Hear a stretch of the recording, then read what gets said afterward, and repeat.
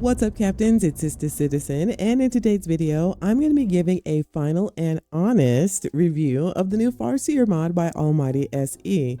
I'll be giving you a tour of the space station, the player area inside the space station, new clothing and armor, and of course, as I'm sure most of you have heard comes with this mod, is a pair of commandable combat drones that you can add to your fleet. I'll be showing you those as well, and I'll discuss the bugs I encountered and if I think the mod is worth a buy. Now, Almighty SE has created some of my favorite quest mods, including the Veil, Beyond the Veil, of course one of everyone's favorite follower mods, Lyria, and more recently, Everbright. Also, there'll be no spoilers in this video, just an overview of the goodies and a gist of the story to see if it's intriguing enough to spend your money on. So, let's get started. In order to start the quest, head over to the Alpha Tierna system, where you'll find a structure icon near a gas giant. Once you enter the system, you'll encounter this message. Don't approach the asteroid. It destroyed the last ship that did. If you're the kind of person who ignores warnings, make this the one time you don't. Please dock with the station. As you enter the station, which has several workstations and basic crew barracks, you see an incredible view of the asteroid and encounter Quinn, the main character. Now, at first I thought she was an AI voiced character, which just ain't for me. I'm not a fan of AI voice acting. It just unimmersifies me. It's just not my thing. But according to the mod author, Quinn is voiced by an actual voice actor. Now take a listen and I'll let you decide if the voice acting hits your ear wrong and if you're intrigued by the premise of the story, as Quinn here gives us the gist of what it's all about. Look at that. Someone actually listened. Neither did my crew. They took the ship to scan the asteroid's surface. I stayed behind to monitor from here. When they got close, the ship just exploded. No warning, no weapons, just a flash. Nothing left to recover. Nothing left to bury. You could have just been another flash out there, but I'm glad you listened. We found this station by accident while surveying the system.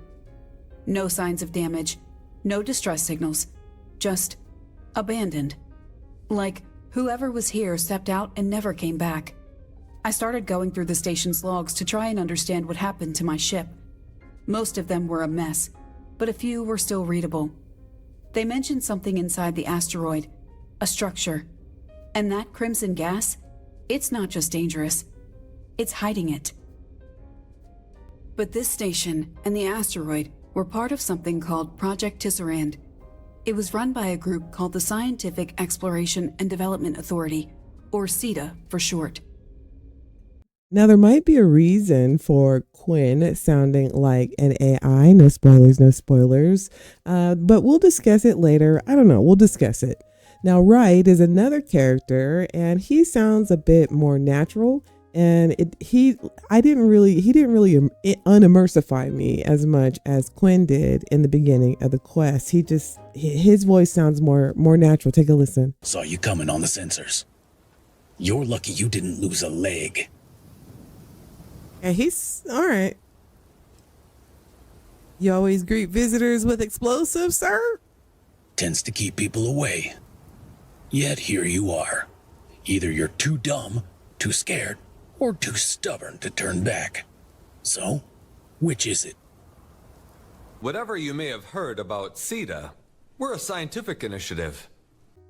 And neither did any of the SETA voice actors. They also sounded very natural. But so for the most part, it was really just kind of Quinn that was a little unsettling. But, you know, basically here, I'll let you take a listen to the SETA voice acting. Our role has always been research and development, not enforcement. But as I'm sure you understand, Project Tisserand is of great value to SETA. We keep tabs on certain individuals who may stumble onto information that could become relevant. Okay, so you're basically going to have to decide to trust them or not. I mean, how could you not trust a face like this? We've got company. See? God damn. Is that them? It just pulled up? Looks like it. It's pulled up, chat. Now next, you're going to be sent to a series of missions to different POIs, most already in the game, like the Abandoned Mine, which when combined with the Bedlam mod, made for like a very challenging fight because of the layout having tons of stairs and narrow walkways and little nooks and crannies for enemies to hide. I think I died maybe 3 or 4 times just trying to get through the Abandoned Mine, and I'm a higher level character, so it's very difficult to challenge me in the vanilla POI. So it, combined with Bedlam, it was actually pretty exciting.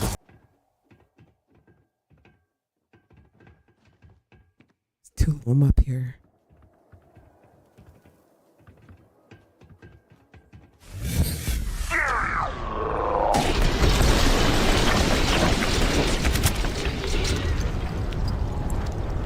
I think we got him.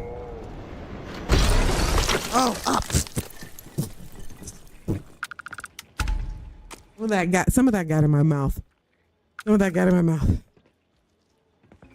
Now, one of the missions we are, we're not on a very friendly basis, let's just say, with Sita, and we're tasked with going to what's presented as like this dangerous Black Op operation. Black Op. Doesn't op stand for operation? So Black Op operation is too many operations. And anyways, when I get there, I'm taking this power cell. I'm basically allowed to just walk right in, and I was able to just casually get what I went there to get without like any resistance at all. I literally fondled their files. I tapped into their terminals. Nothing at all. So I don't know, maybe I was misunderstanding the story at the time, but others have reported that they've actually had the same issue as well. The only time I was met with resistance was from a couple of turrets, which I thought, okay, now it's going to get lit. But the NPCs basically just ran away. And when I attacked them directly, a couple would aggro, but then eventually they would just kind of calm down. So I'm hoping this is a bug, because I was super hyped to get all, like Ryujin with it, only to be greeted with, warm greetings and kisses and pretty much access to everything. So I'm hoping this gets fixed. However, this isn't a deal breaker for me. And I will do, I'll do some further testing with my load order to see if the issue is another mod. But again, not a deal breaker for me personally. And finally, the dreaded puzzle. Okay, I'm not sure what Almighty SC was thinking on this one. Maybe some of you have heard from other creators that this puzzle is almost impossible to crack, and they are right. It was like a bummer, because the point leading up to the puzzle was so like magical and amazing, and having mastered vanilla temples, I was sure I got this one. Let's go deeper. Wrong. Instead, it went more like this. I'm ready, chat. I do this better in third person. 5 triangles. Oh shit!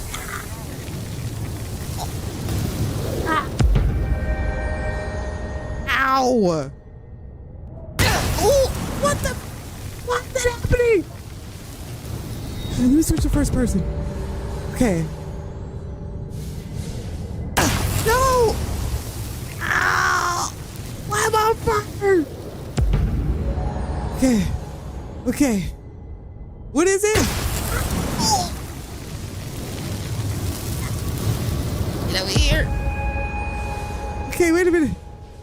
Is it 5 triangles, 3 squares? You have to move quicker between them.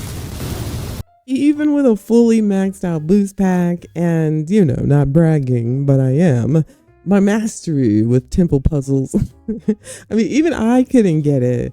I ended up downloading the mod cheat terminal, which I don't like to do. I always like to do things legit in my game, but I downloaded it to give myself infinite starborn power so I could phase time each cycle. And even then, there were a couple times I almost didn't even make it. So I hope this gets worked out. Maybe there's a secret to it that we haven't figured out yet, but I think most of us ain't trying to spend like that much time trying to crack this, considering like this is one of the most unliked activities in the base game. So, you know, I don't know. I don't know with this one. So my suggestion would be to spread the shapes out because they're so close together, and maybe putting a little bit more time on the clock would be very helpful.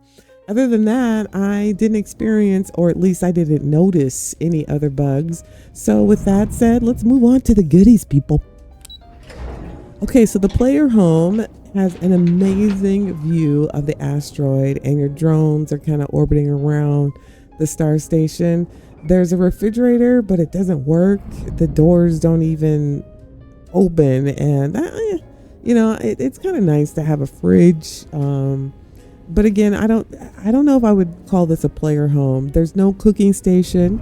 The setup is more like a break room rather than a player home kitchen. But you know, at least in a break room, you can get into the fridge and, you know, eat your coworkers' food. But no, you know. So there's a mission board and a kiosk.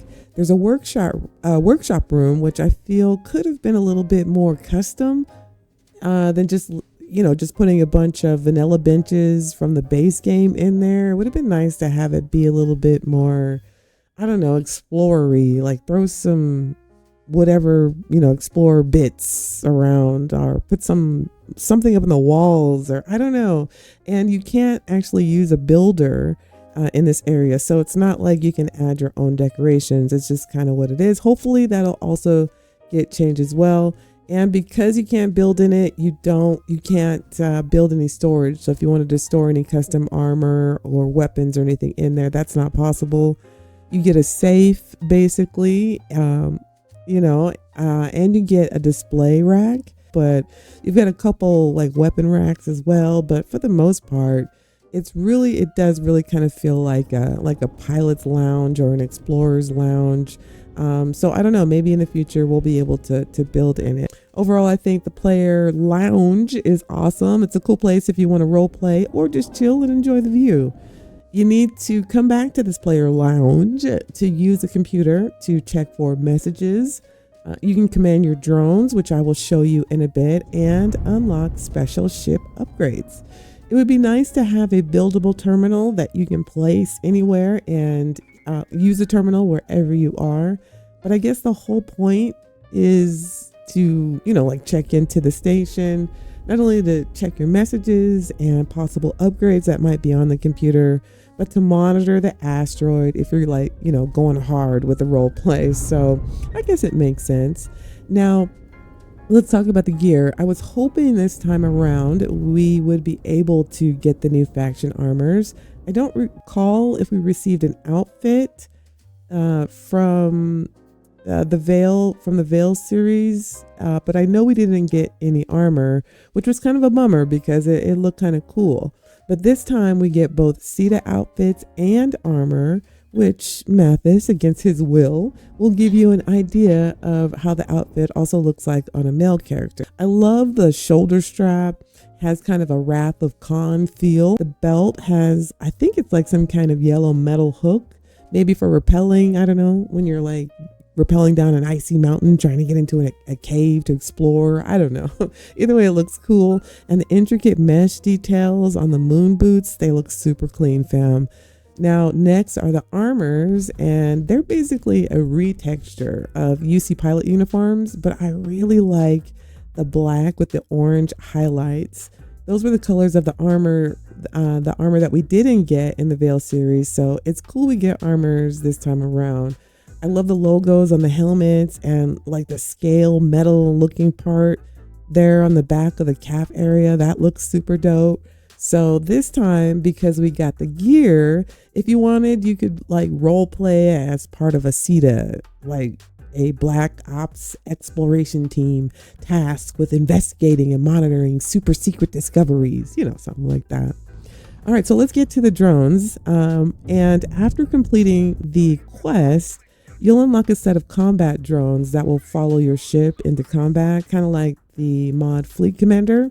The terminal in the player lounge of the Star Station will allow you to pick one drone that is set to attack, or there's another drone that is set to disable enemy ships, or you can have them both follow you at the same time. I like using both drones, as you can, for the most part, just pretty much relax and watch epic battles unfold in front of your eyes. And then you can just come, you can go just handle the cleanup, or you can wait for your opportunity to dock with some of these enemy ships. And that's perfect for those captains like me, who can be really heavy on the trigger finger sometimes and just accidentally destroy the ships that I want to board. I like using these drones with my Guardian because it has an awesome first person view. So you have front row seats, to like all the action. I also use X2357 Starborn blackout skin, so we all look all black opified and they function as like my personal protection. Now, earlier we discussed how Quinn's voice acting sounded robotic. Well, I'm not going to tell you how, but she will actually end up being the voice of your drones when you hail them in space. Captain, what can I do for you? Which is really cool. You'll be able to do things like dismiss them or ask them to follow you if you've unassigned them. Standing by, Captain. You can't, however, call them remotely. You actually, again, have to go back to the computer in the player's personal area. This is also where you'll be able to upgrade them and unlock new upgrades for your ship. You can also receive messages here as well, which leaves an open-ended possibility that the mod author left for, I think, adding more upgrades, missions, or even more lore. So there's a reason to keep coming back to the station, which I think is pretty dope. I mean, now that I think about it, like, who is Quinn anyway? Like, we don't even know anything about her. So that also leaves some room open for lore, which I think is kind of cool. In conclusion, regardless, I want more of these. I want more of these from Almighty SE. Each one seems to keep getting better each time he makes one. Now, in my opinion, it's worth every single penny, even if there were like no quests at all. Just the gear and the drones, along with the space station and that amazing view, I would still buy it. So here's hoping Almighty SE listens to the feedback and makes the suggested fixes and adjustments, because this one's a winner. I mean, it really is. I had such a good time playing it. I had a great time playing it with my chat. We had a blast. For me, I think it is definitely worth the 500 credits, and I just cannot wait for the next one. So let me know in the comments if you experienced the same bug I did or any others. Also, what did you think of this mod, and would you like to see more from Almighty SE, or at the very least more quests like this one from other mod authors? Was the voice acting a deal breaker for you? Did you figure out how to do the dang puzzle without using FaceTime or having to download another mod? And if you've played it, do you think it's worth the 500 credits? Me personally, I give it a hell yeah.